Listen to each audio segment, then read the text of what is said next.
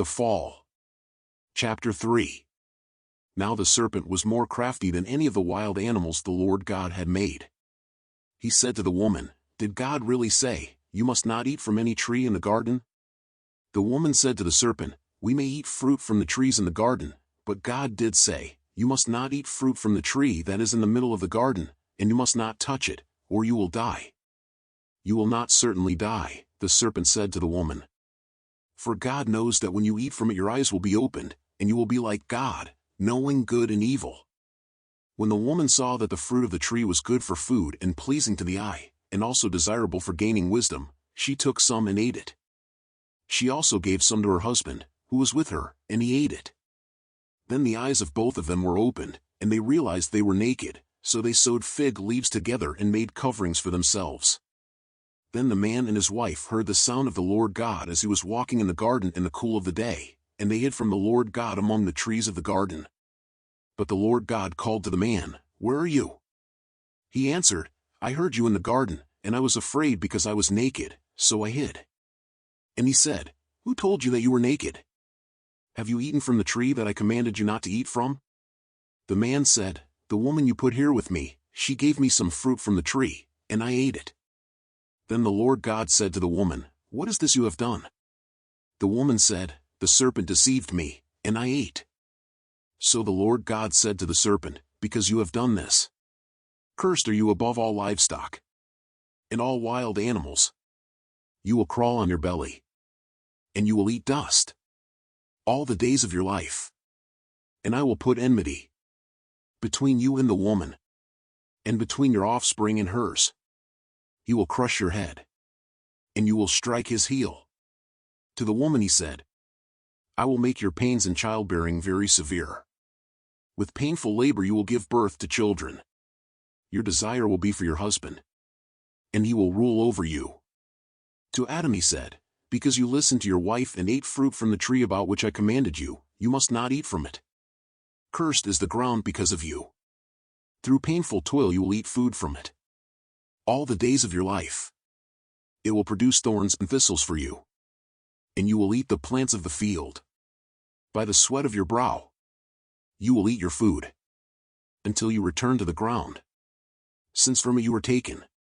For dust you are, and to dust you will return." Adam named his wife Eve, because she would become the mother of all the living. The Lord God made garments of skin for Adam and his wife and clothed them, and the Lord God said, "The man has now become like one of us, knowing good and evil. He must not be allowed to reach out his hand and take also from the tree of life and eat, and live forever." So the Lord God banished him from the Garden of Eden to work the ground from which he had been taken. After he drove the man out, he placed on the east side of the Garden of Eden cherubim and a flaming sword flashing back and forth to guard the way to the tree of life. Cain and Abel. Chapter 4. Adam made love to his wife Eve, and she became pregnant and gave birth to Cain. She said, "With the help of the Lord I have brought forth a man." Later she gave birth to his brother Abel. Now Abel kept flocks, and Cain worked the soil, and in the course of time Cain brought some of the fruits of the soil as an offering to the Lord. And Abel also brought an offering, fat portions from some of the firstborn of his flock. The Lord looked with favor on Abel and his offering, but on Cain and his offering he did not look with favor. So Cain was very angry, and his face was downcast. Then the Lord said to Cain, "Why are you angry? Why is your face downcast? If you do what is right, will you not be accepted? But if you do not do what is right, sin is crouching at your door, it desires to have you, but you must rule over it."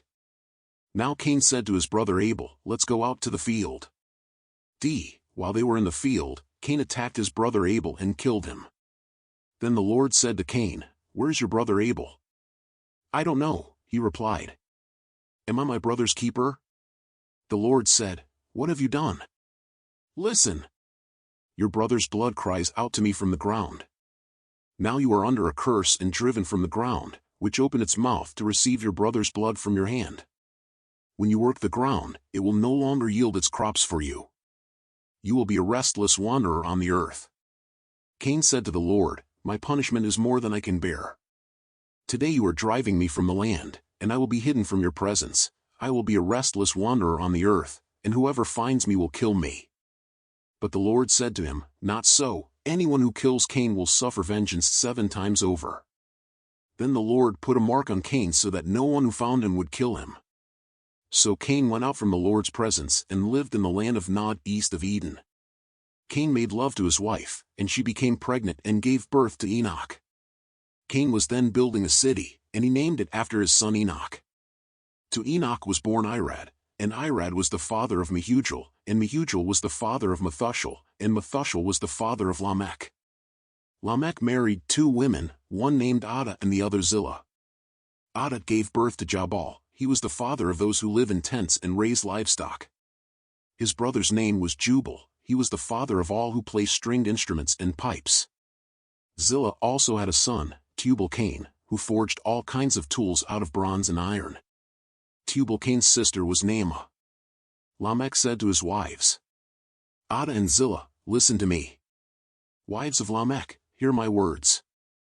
I have killed a man for wounding me, a young man for injuring me.